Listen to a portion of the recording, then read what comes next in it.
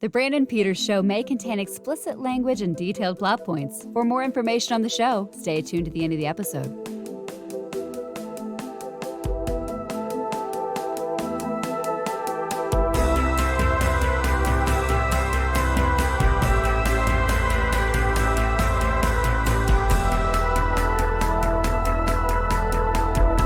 And now, here he is, Brandon.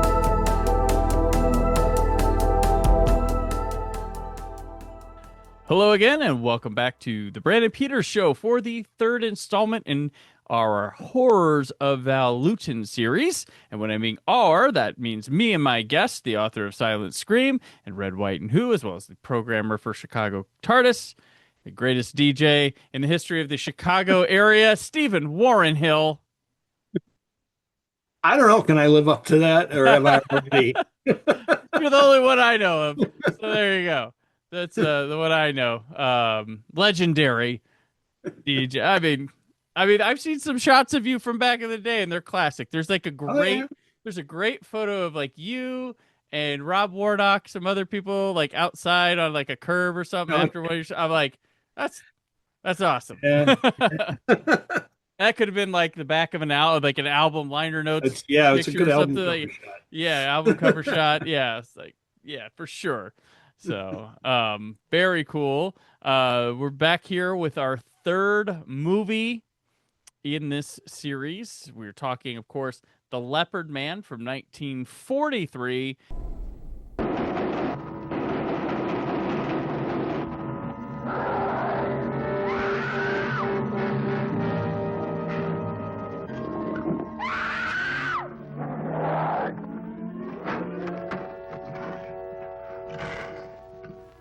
What sort of man would kill like a leopard and leave the traces of a leopard? Crazy guy. But he'd have to know about leopards, have access to leopard claws and hair.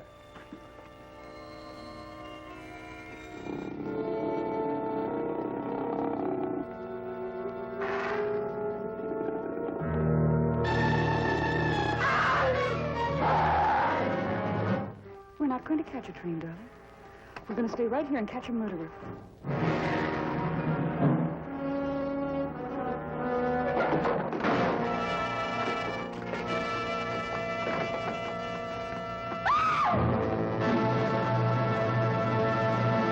This is directed again by Jacques Tourneur, written by Ardell Ray, with additional dialogue from Edward Dean from the novel Black Alibi by Cornell Woolrich. Stars Dennis O'Keefe, Margot, just simply Margot, Jean Brooks, Isabel Jewell, James Bell, Margaret Landry, Abner Bieberman, Tuliki Panen, and Ben Bard. Cinematography the composer is Roy Webb, who returns, and cinematography by Robert DeGrasse, who will also return to The Body Snatcher. It's about a seemingly tame leopard used for a publicity stunt. It escapes and kills a young girl, spreading panic throughout a sleepy New Mexico town. This is, again, not a lot of like, oh, where was Val Lewton in this time? He had a multi-picture deal going after Cat People was so huge, and they were just throwing him a title and having him write about it. So apparently they found a book to go with it that they borrowed. This is a big favorite of filmmaker William Friedkin, so much that he has a commentary for it on the Blu-ray disc that normally for, I believe this a Warner Archive release. Someone put it out. They normally don't do. They like had a set standard of people that do the commentaries for these, and they when it first came out on DVD, Friedkin was like, I'm doing this, and jumped in and did it. So this is Leopard Man. This is definitely them. You can tell they've done two movies, have harnessed craft, and they're pretty tight about it. But Stephen, let's open it up with The Leopard Man. And you can tell that RKO's got their own in-house team that they're doing, but you can tell that there's a Lewton team kind of, people come and go and come in and stay for a while and go again and come back, whatever. But there's definitely you'll see faces in all of these movies 3 or 4 times. Yeah. just as much as behind the scenes, and you can sort of get a good feel now that we're three movies into the series here there's we know why he's asking certain people back. Hmm. It's good to see people coming in playing a different role.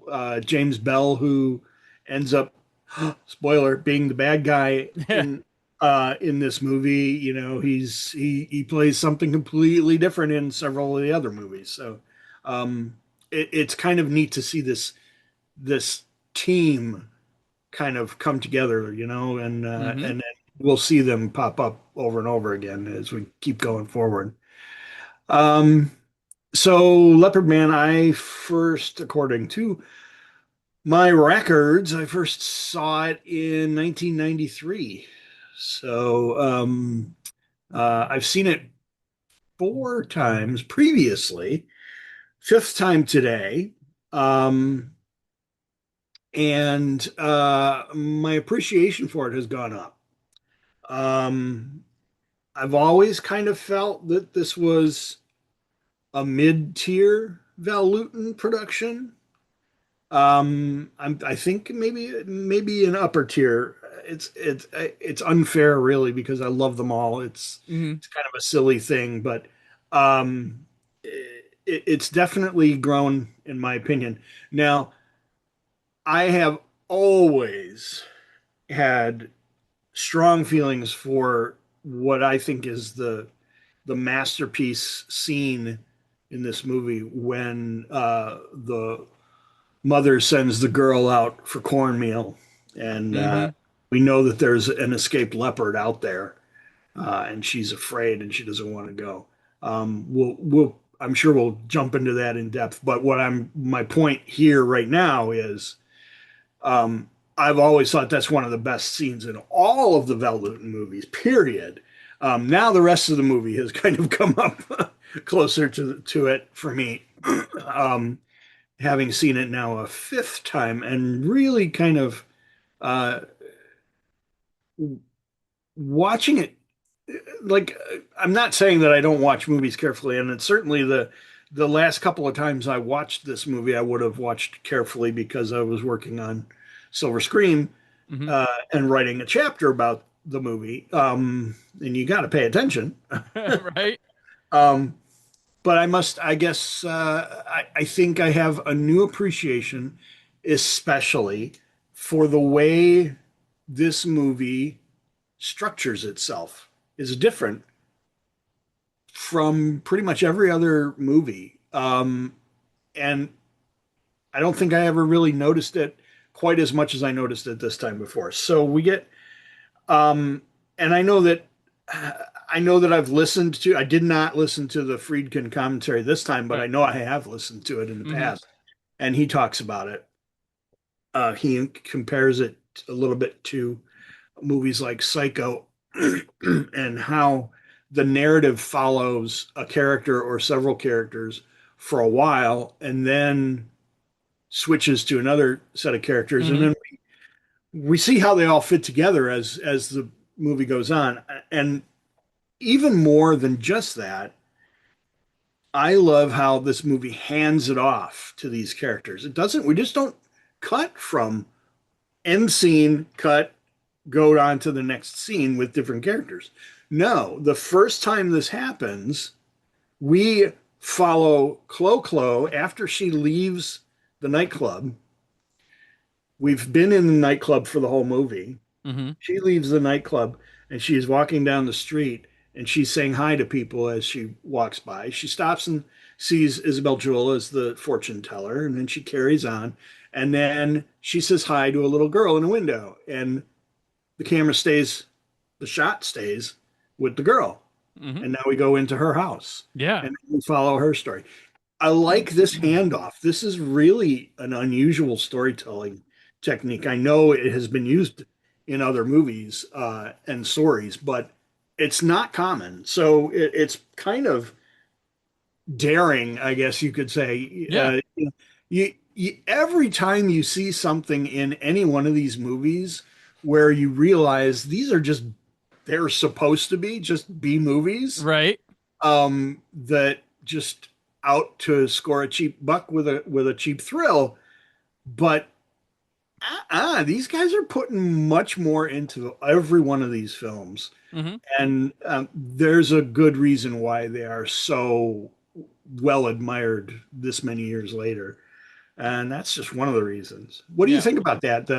The technique, the storytelling technique that we get here. Well, it's great that they have that and the time to do it because the movie was shot and wrapped in a month. It started and so it started shooting on March 8th, 1943, and was released on May 8th, 1943. So, but yeah, to have because you wouldn't think there'd be that thoughtfulness in trying to mess with this narrative structure here, in terms of making this movie.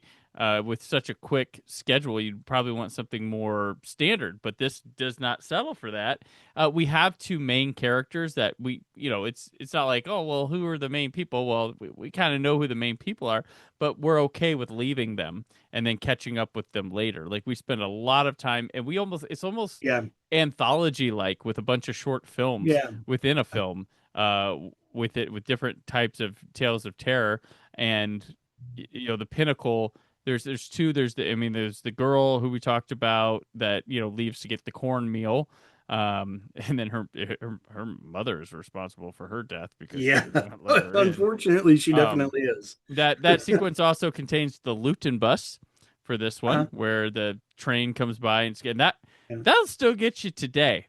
Train. It does. It's a little bit of a cheat this time, but yes, but it still works. It still works, and then because they know what they're doing this time. Maybe the last time was incidental, but then you get the girl who is locked up in the cemetery. Mm-hmm. That's its own like sequence, and then and you have the Clo-Clo has a couple sequences.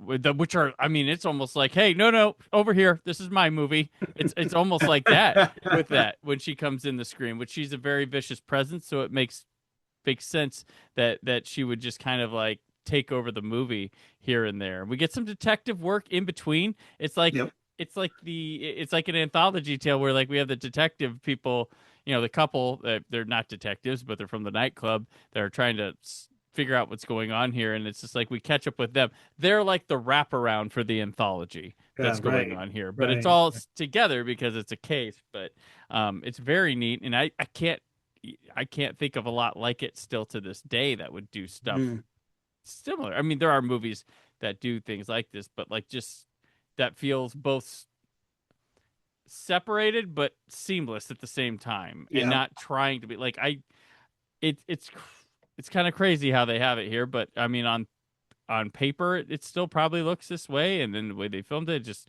I don't know. It's interesting because I never feel we don't have enough time with our two leads.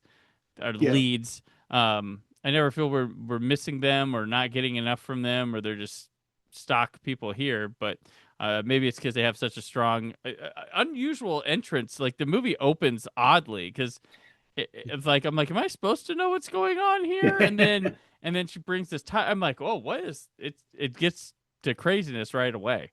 I do think one of the weakest things about this movie is its title because it sounds more schlocky than the previous two.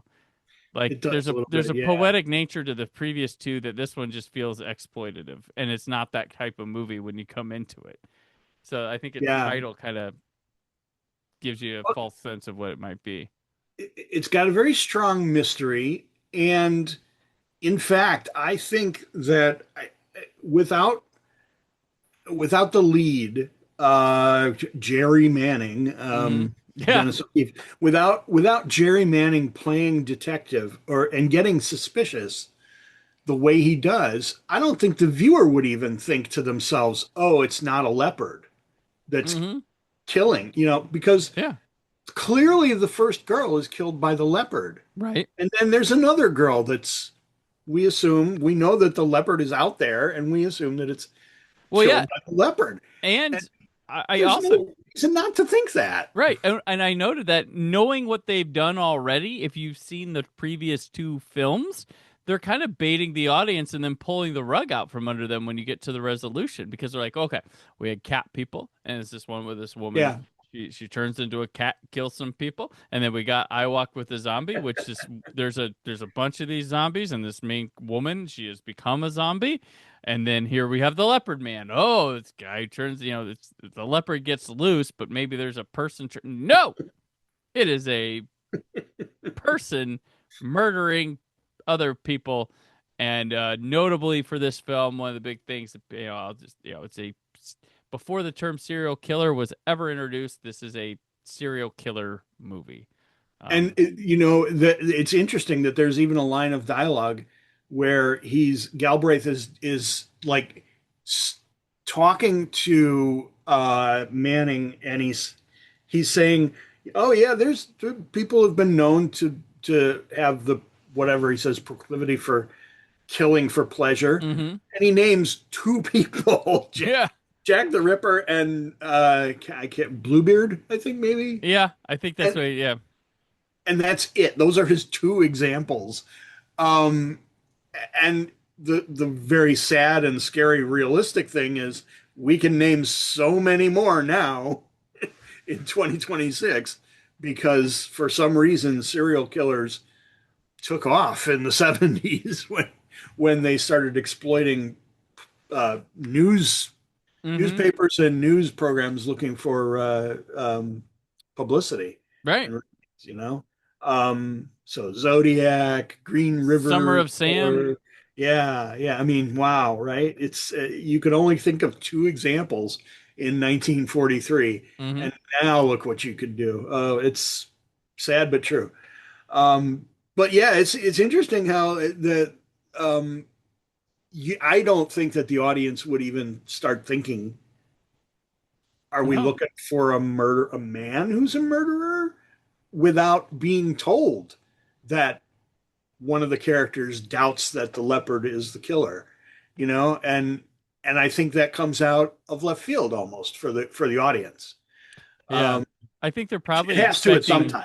They're probably expecting a person who like either can transform into a leopard or has some sort of like powers to control a leopard. That's a good point. Yeah, that's probably that's what I would have thought going in to this one. I probably did think that when I first saw it back in the day, but that's what I would assume at that time. And having the films before it and the films of the time itself, I would probably assume because Wolfman had come out, I think a couple of years prior. What year was that? Yeah, 41. 41, yeah. So I would think that, transformations were becoming a thing. We were about to get into the radioactive age in the next decade. So maybe like that would be where I was thinking. Plus, we had cat people that kind of as a precursor, which was, same year, but, the hot topic on town. Did you see cat people? I saw cat people. So cat people has clearly some kind of transformation. There is some kind of supernatural going on there, right? I Walked with a Zombie. There's voodoo, Hollywood voodoo. So it's I'm a little bit on the fence. Does it really have supernatural element? It has a traditional zombie, but there's explanation for it. Right. So on the fence. This movie, there's nothing. None. Yeah. Nothing supernatural in this movie. Only thing that you can even possibly point at is the fortune teller seems to be right all the time. Every single time. Right. Which is a little unsettling. And it really freaks out Clo-Clo too, right? Because the last time when she goes in, it's not Clo-Clo. It's the lead.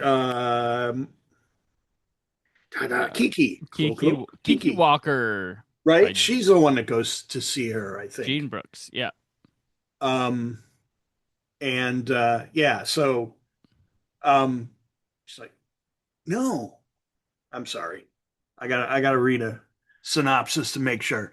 Because it is Clo-Clo, I think. Yes. Yes. Yeah. Because the sugar daddy gives her $100. Right. Somehow she loses it. Oh man. Out on the street, yeah. But she goes and visits the fortune teller, Maria. And Mm-hmm. again, she's turning up the death card. She doesn't want to admit it, and she forces her to, and then says something black is coming for her. And only we know, only the audience Mm-hmm. knows that Maria's card readings have been right every time.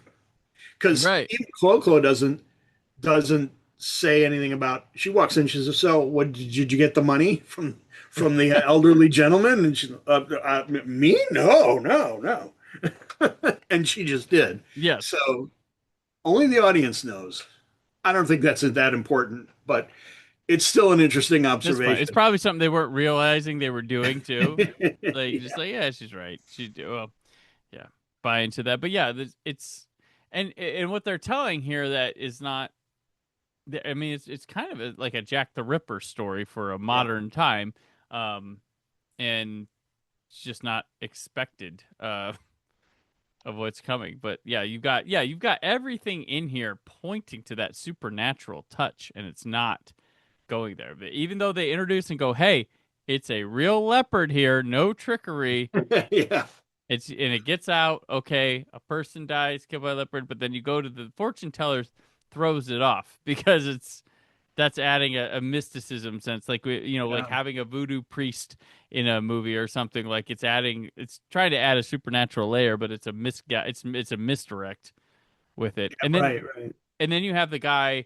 You also have the one guy, Charlie, I think his name is, who when things come up, he's like, "Hey guys, lock me up.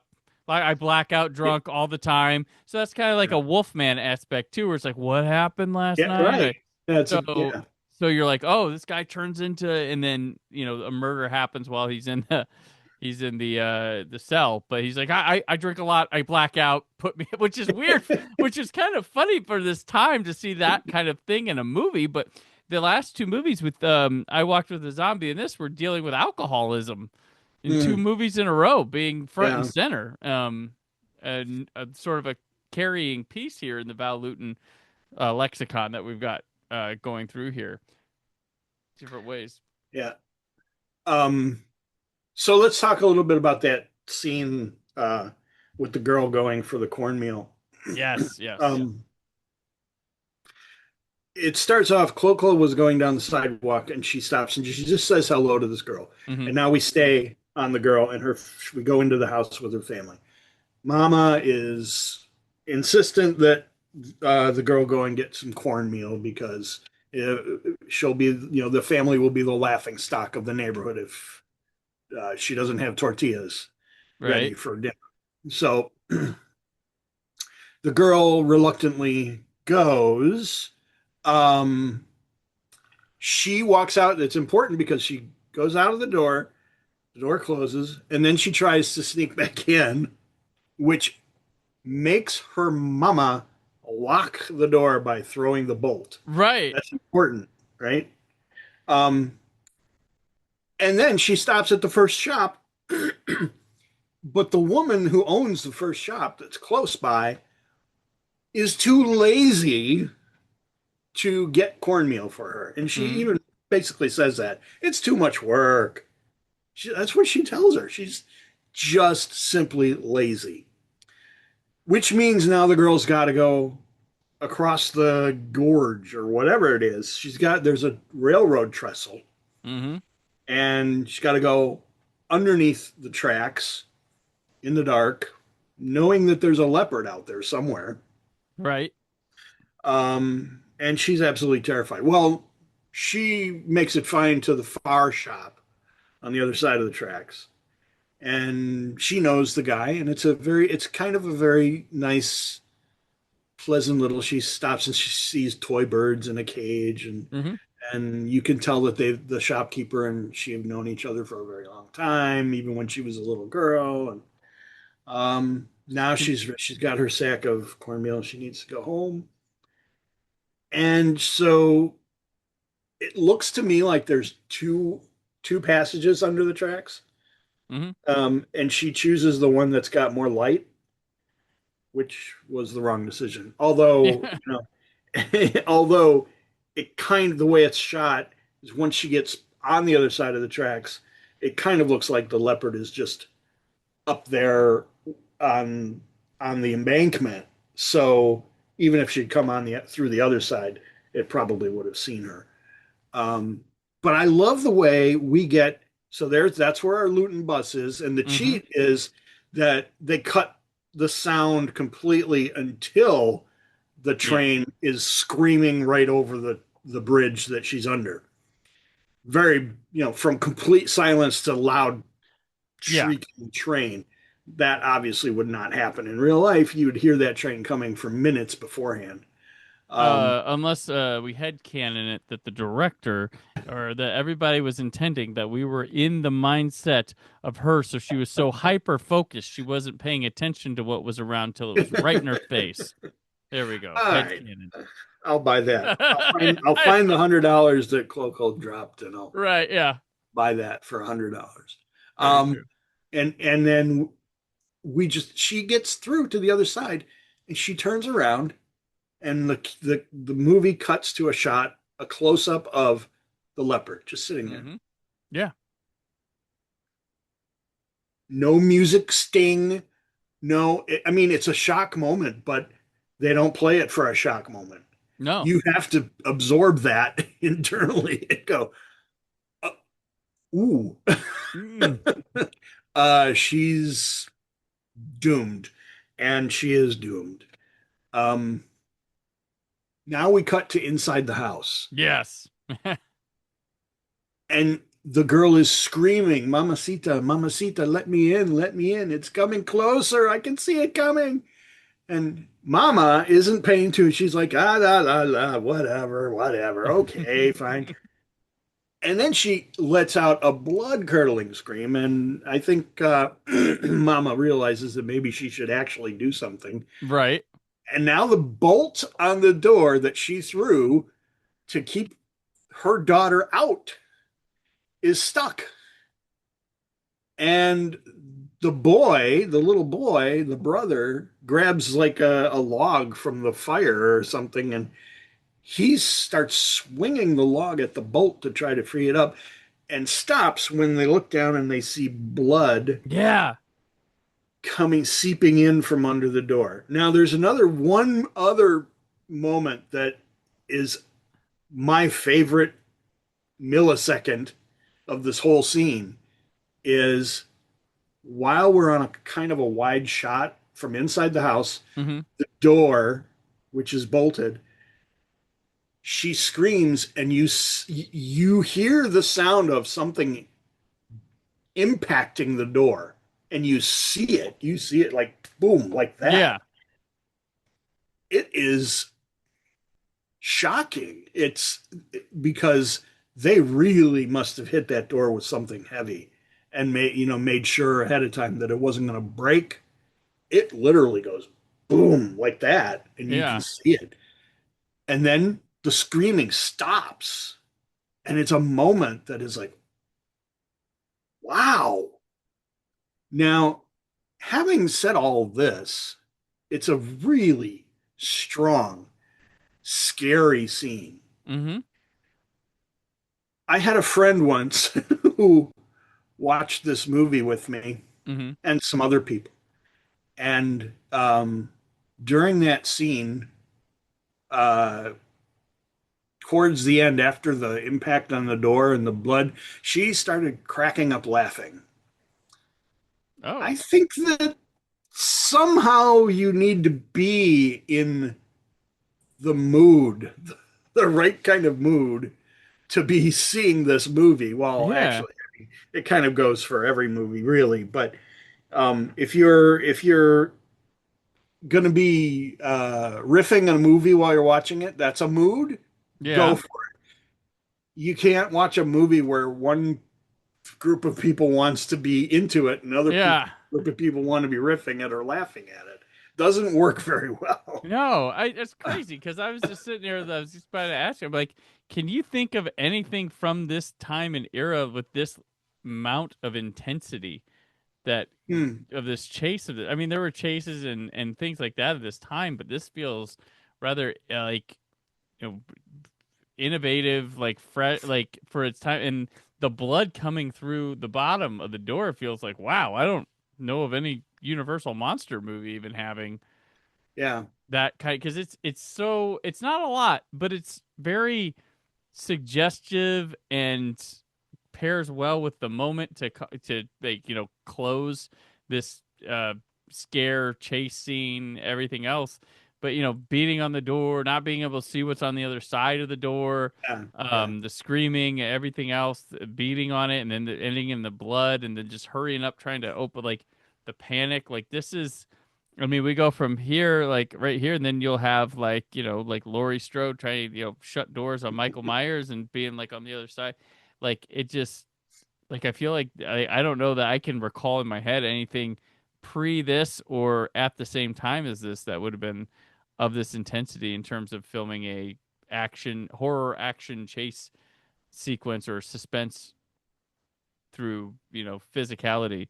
Um, so it's. And so much of it is done with sound too, and Mhm, it's almost like a culmination already of the lessons that this production company have learned on the first two movies that they did, mhm, that they know what's effective and they know how to use those things to be their most effective.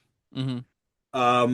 And this sequence just it hits it perfectly. It just knocks it out of the park. It's a perfect sequence. It is nightmarish, Yeah. memorable, and don't laugh when you watch it. Yeah, I don't know. Do some people have trouble watching old movies? Yeah, that's what it really was. It's yeah, that I don't understand it myself. There are some old movies that they were probably laughable at the time they came out as well. But just laughing at stuff because it's old or not understanding the context or times at which it was made and Mhm. what its contemporaries were like, that's a whole thing. But don't expect everybody to be film historians and enthusiasts, but still, it's like it's not Yeah, hard for me to watch old movies. I've grown up in different eras, and like my mother will like laugh at things. I'm like, that's not funny. It's just old. That's not funny. Like just being old and dated is not funny unless like right. we're Doctor Who fans. Warriors of the Deep. That was goofy. The America was goofy and stuff back then. It's cool now that they've redone it, but back then that's always been a low that was laughed at then. That's a thing. But like other things where it's like, no, that was for the time. That was a big deal. And that's why raising my children, I've always shown them just varied eras of things to where they know puppets, they know CG, they know black and white, they know, I'm just showing them it's all these things. My son relatively well with this stuff. My daughter, some stuff might be too old for her, but like she Mhm. understands and things. So if I really want her to watch something, she will. But like just trying to give them a good diet of like showing them different eras because I don't think they have something like I grew up, I had Nick at Night as a thing to Uh-huh. teach me about old television and stuff like that, and I watch old movies a lot. So I really kind of grew up with that, and that's not available now. Or the amount of distance I had from stuff is way different now than Yeah, So like, when I'm growing up, I'm discovering Led Zeppelin is a classic band. They're now discovering. Uh, I don't know, as a classic, something from the mid 2000s as a classic band. So, right. it's just a different game, and for them, I try to tell people the history. People like kids don't learn the history. I'm like, they have a lot more. How old are you? When did you graduate? How much time's passed between then? They have a lot more to learn. Like, and they have to cut out. Like, what do you want them to not learn? Like, you live through things that they have to learn. Like, it's not. Yeah.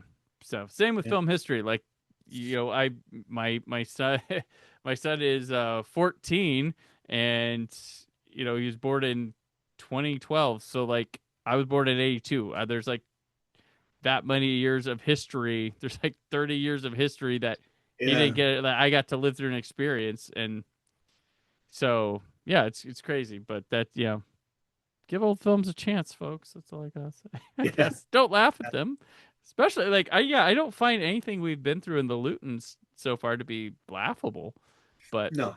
to certain viewers, I guess maybe. Yeah, But it depends. You got to have the right mindset going in. and anything can be riffed. Nothing is above riffing. Like you Oh, could, I yeah, agree with that. yeah, yeah. Yep. You can riff your favorite films. You can riff like the most perfect film. It's just a fun way of adding a new way to watch an old thing. But it's, Yeah. Yeah. Leopard Man, we talked earlier, is based on, or at least the credits claim, based on a novel by Cornell Woolrich called Black Alibi. Now, Yes. I've read some of Woolrich's stuff. I have not read Black Alibi, but I want to. Okay. I wonder just how closely it follows the story there, because and I haven't tried to do any research to find out. At least maybe I did back when I was working on my book, but that was a long time ago. Right. Uh, um, so, in fact, at the time, all of the movies that I was covering for my book, I was trying to read as much of the source material as I could so that I could talk about and Yeah. compare. But I did not find a copy of Black Alibi at the time. So I couldn't do that for this. I'd still like to do that sometimes so that I can see just how much they took and used and how much they threw away and how much maybe they changed around. Knowing that they were given a title and they had to make up a movie around the title, you could probably, without knowing the story, the novel, you could probably take any novel and somehow work it into the title, because you could go a lot of different directions with a title like The Leopard Man, right? And we just make sure that we get a leopard in the movie, Right. Yep. and you can work something out. There's plenty Now, of men too. There's plenty of men. Exactly right. What we end up with here is a really good movie, and in doing a little bit more reading too, I've learned that it's gotten a lot of respect in recent years. I was aware of how celebrated a movie like Seventh Victim has had a lot of people praising Seventh Victim, which is our next movie, by the way. Yep. But I was not aware that Leopard Man had its supporters out there too. Yeah, That's good.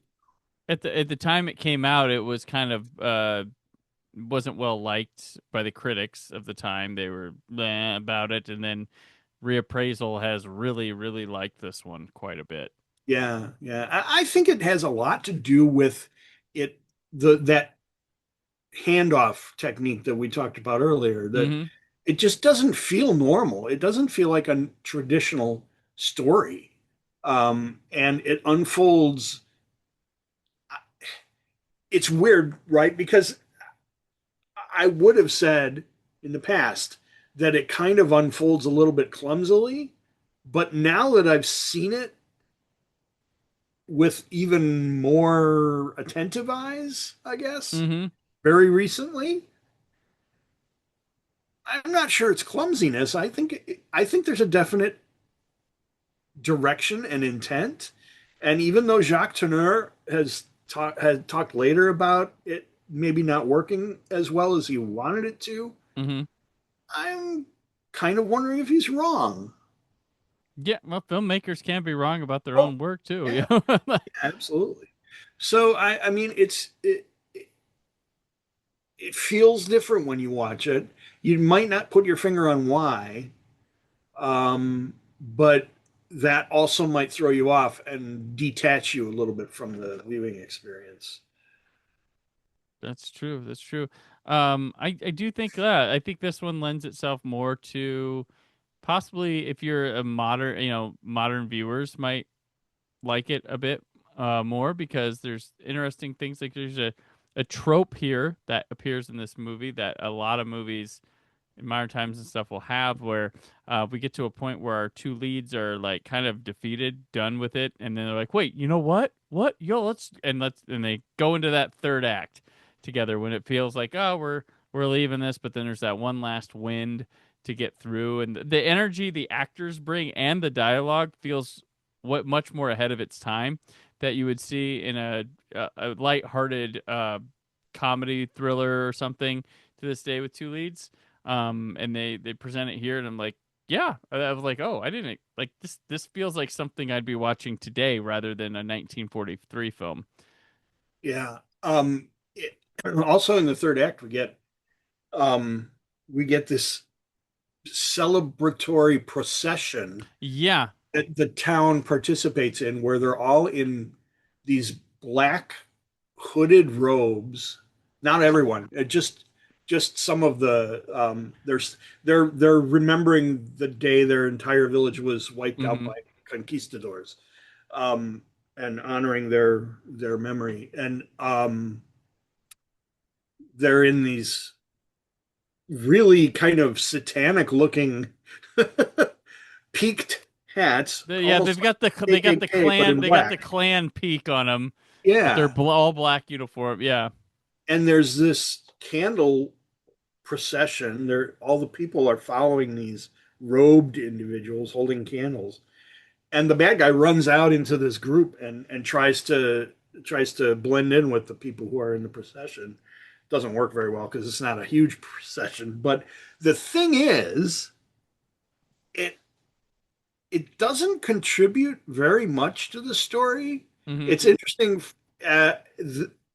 because it does embellish the village that we don't really see much of. It's weird combination of sort of city streets Mm-hmm. and it's like back out of nowhere, but there's a museum, and so it like, is it a big city? Is it a?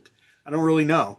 Um, are we somewhere near Mexico? I don't really know. I don't really have a good feel for where this story takes place. But what I'm getting at in my usual rambling way is these shots, these scenes where the procession is going, make for great photographic publicity material, because Yeah. this looks like a mass for Satan. Yeah, it looks like something out of Black Sunday or some Bava film. Yeah. Yeah, and even though you don't, when you find out what these guys are doing, and there's nothing particularly evil about it or anything, Right. those pictures can really draw you in. Like, oh, I want to see this. I want to see this movie. So I admire them for that. Just alone, like, let's get this awesome visual stuff in here. And it's cool too because it's obviously it's supposed to be outdoors, but it's very clearly a set, because you could see the cyclorama, you could tell that it's, all fake and everything, but it's really awesome the way it looks. So, all praise to that. That's smart. Mm-hmm. Yeah. Just definitely, and it has a camera on a dolly and everything going on with it. Like yeah, it's really cool. Yeah, like I said, like I feel like this film, like they've had two films in to kind of figure things out, and then Mhm. they are a master of their craft at this point with the Leopard Man. It's a much more confident film than the first two, and they're trying different things. Yeah. They've still got their lighting intact. They've still got their sequences. They're a bit more polished now. Um, yeah, really everything fires on all cylinders. I'm not saying the other two were like slacking or felt like amateur Mhm. films, but you can when you watch them in this order, there's a progression of getting things down and tight.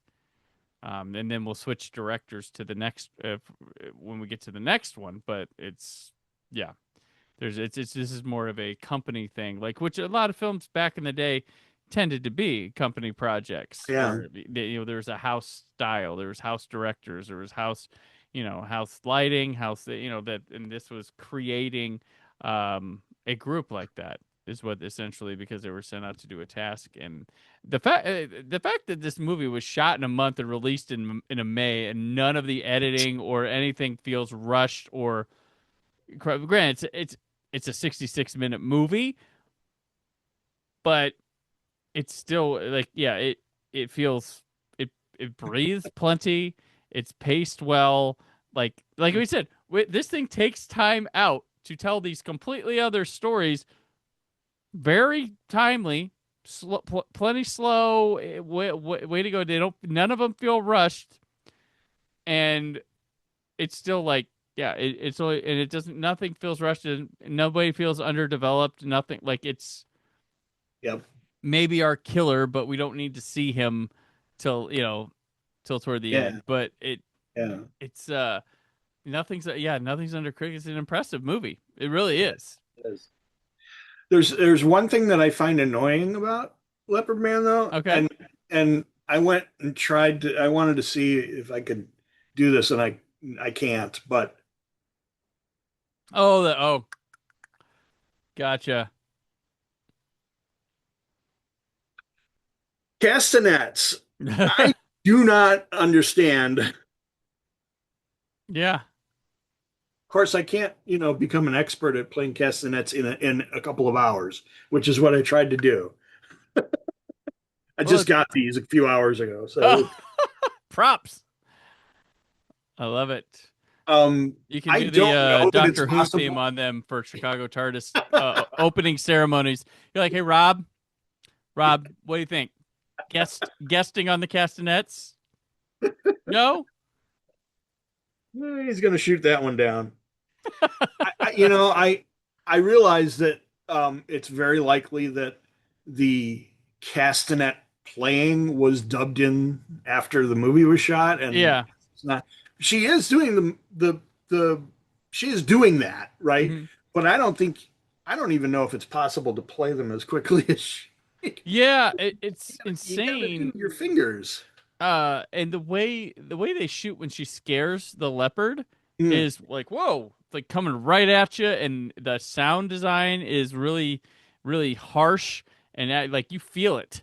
The way it is, the angle, everything, it feels interactive, like 3D without 3D type thing, and it works. You're like, oh, yeah, I feel you, leopard. I'd be scared off of that too. And it's loud. They make them really loud, and yeah, that's the type of thing you don't see. Like, does anyone go to watch someone play castanets anymore? Anywhere? Like, that's. I was able to find a YouTube tutorial about how to tie the knot. Yeah. How to put them on how to hold them. Make sure there's one for the right hand and there's one for the left hand. They're not the same. You got to know which one is for the right hand and which one's for the left hand, and how to play them. I only got them a couple hours ago. So these are the actual props, the actual castanets from 1943's The Leopard Man. Yes, absolutely. Yes, I will sell them to you. They have the logo on the inside on the lip down here. RKO Radio. Leopard Man Productions. So, yeah. What is interesting though about that scene that where Clo just with castanets scares the leopard. Yep. And Kiki lets go of the leash, which is basically the reason this whole movie takes place. Yeah. The leopard gets loose. Well, the guy, he brings the idea. He gets the leopard.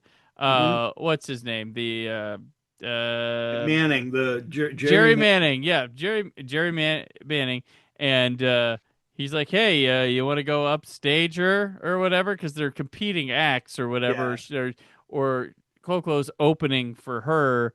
And all she's going to do is come there and sit down with the leopard and be like, oh, look, and turn. Everybody's not looking at her in awe. They're like, oh my God, that's a leopard. Like that's the look I got from everybody. They weren't like, woo. It was like, oh gosh, oh man, get that thing out of here. And Clo-Clo was doing what her audience wanted, getting the leopard out of there. So Jerry really caused this whole thing that, let it. So we have a turn of events. I bought a leopard.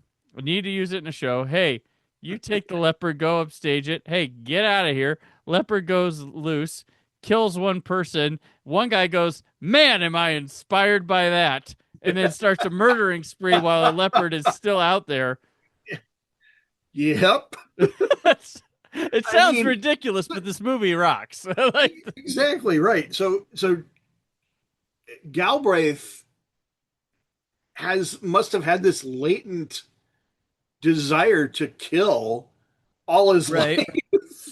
And all of a sudden he gets the idea because he hears this girl abandoned inside the cemetery that's locked from the outside and she can't get out, and he's inspired because he's an expert on leopards and he knows there's a leopard loose that just killed a girl.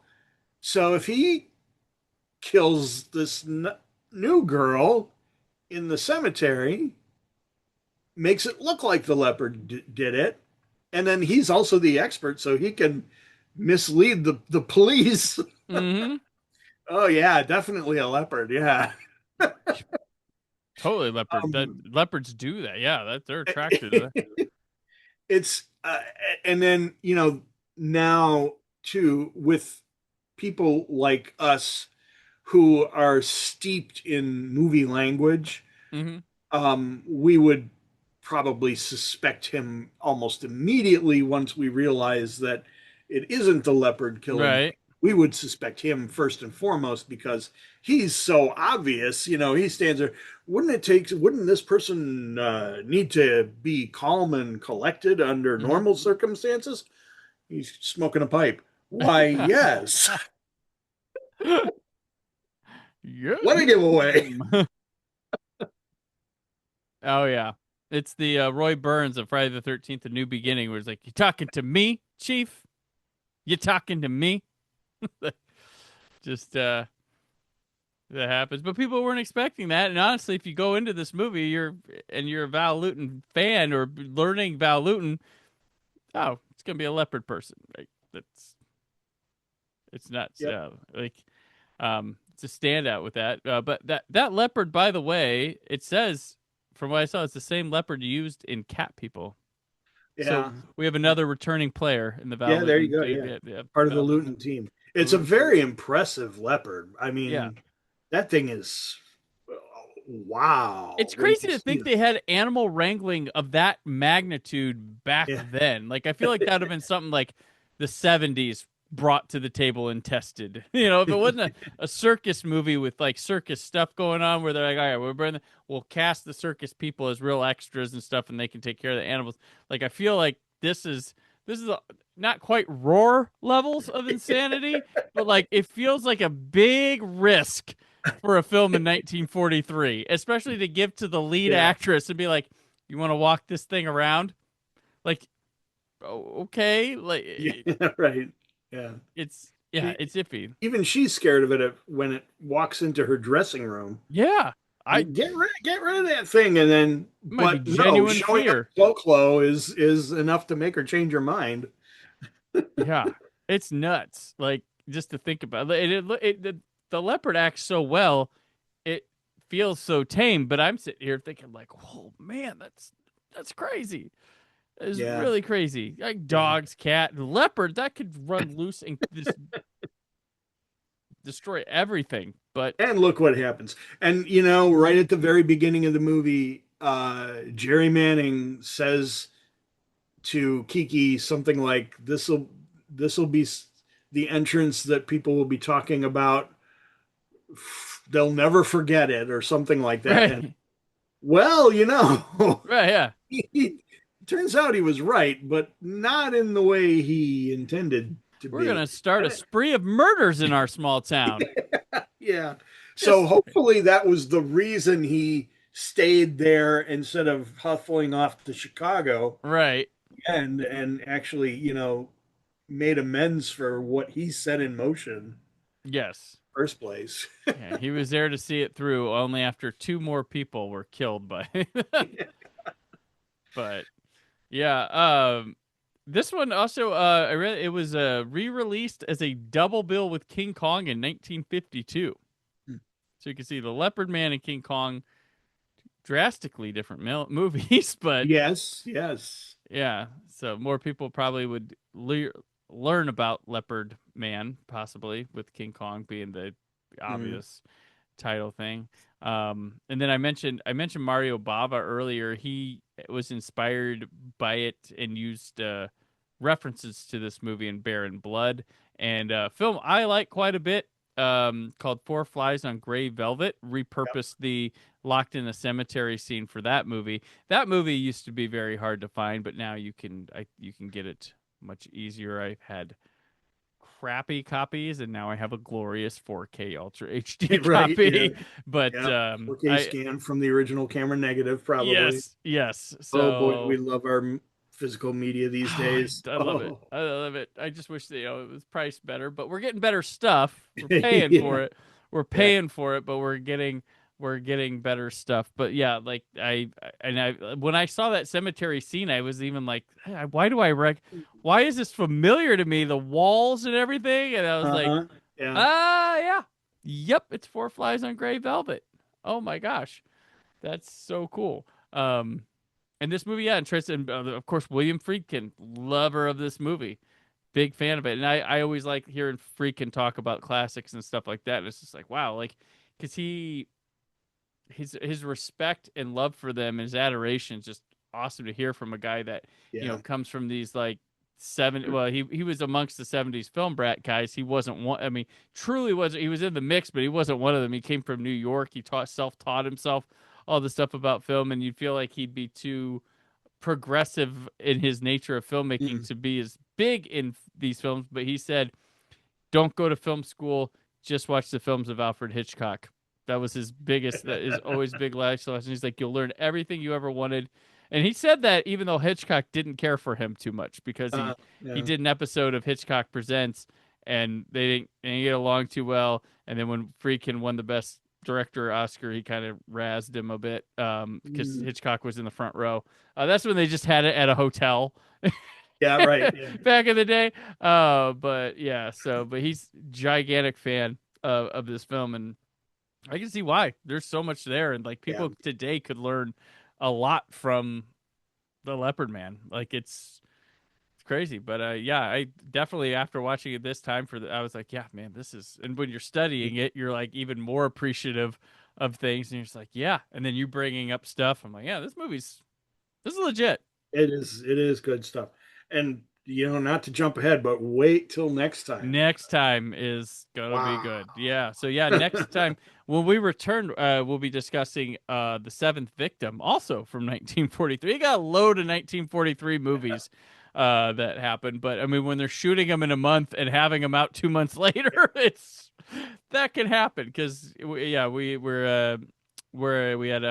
Walked with a Zombie already released. We have the Leopard Man. We'll have The Seventh Victim, and then Bedlam. Is Bedlam the last one? I think it might be coming up soon. Yeah. Is that the trying to think of what the next? No, it's Ghost Ship comes after. That's the last of the 1943 ones. I was messing it up with that double feature disc. I was like, Bedlam doesn't come till 46. I had the wrong one of that double feature disc on my mind. But yeah. December 16th, Ghost Ship. Yeah. So yeah, Seventh Victim will be our next one. Do you have any more on Leopard Man, Steven? Or have we? Let me actually. I didn't even look down at my notes, and let me see. I think I've said everything I wanted to say. I like the handoff style narrative, the Lewton bus. So one of the things that I wrote down, one of the ways that the Lewton bus works is you isolate your subject first. Yeah. And the directors that are working with Lewton on these movies, to make that work, they isolate the characters in visual and audio. This movie reuses, we talked about in I Walked with a Zombie last time, just the sound of the wind, nothing else. Not complete silence on the soundtrack, just the wind. And you hear that while Teresa, I think is the girl's name, is going for the cornmeal. It's a way of isolating the character. And, the more you make that character feel alone, the better that shock moment is going to hit you, right? Mm-hmm. Aren't castanets annoying? Ha. Is it so easy to lose $100? Fortune teller always seems right. Um, the first seller, the cornmeal. First seller is too lazy, and Mama is too punishy. And then I wanted to talk about. I wrote down I wanted to talk about Isabel Jewell, but I'm going to save that for next week because she's got a bigger, more important part in Seventh Victim. So we'll talk about Isabel Jewell next time. So that's all I've got for Leopard Man. Wow. Yeah. Leopard Man. Catch it. Cool. Yeah, this is just series just keeps going. So much fun to look at these and just respect and just enjoy the craft of them. It's impressive stuff. But yeah, so yeah, like I said, Seventh Victim will be next. Until then, Stephen, where can people keep up with you? I'm going to go back again to my Redbubble store. Oh, yeah. Still 66 on Redbubble. If you do a search for the movie title, The Leopard Man, or I Walked with a Zombie, or so on and so forth, whatever, if I've got a title screen t-shirt, you can buy one at my Redbubble store. Redbubble store. Red Shill 66. Shill some dollars out for some shirts and other items you can have the title screens on. Yeah. I'll work on that for you, Stephen. That's a bad Okay. my on the cuff like jingle there for that. But okay. I'm on socials at Brandon4KUHD. Subscribe to the YouTube channel where you can watch this as well as my 4K Blu-ray and DVD reviews. PopCon's coming up in just a couple weeks, where I'll be May 8th through 10th at the Indiana Convention Center in Indianapolis, Indiana, where I will be hosting, again, the live podcast stage as well as the podcast awards. Come, have fun, let's hang. Then also I'll be appearing at Days of the Dead in July. And then Long Island Who in August. Very excited to check that one out. Never been there. Gonna be fun. And then the summer of '86 at 40 we'll begin the first week of May, so stay tuned for that. It's Aaron, Scott, and I are going to host a guest for the music video episodes. We're going to have a lot of fun for that summer. And as always, thank you for listening, and stay film positive.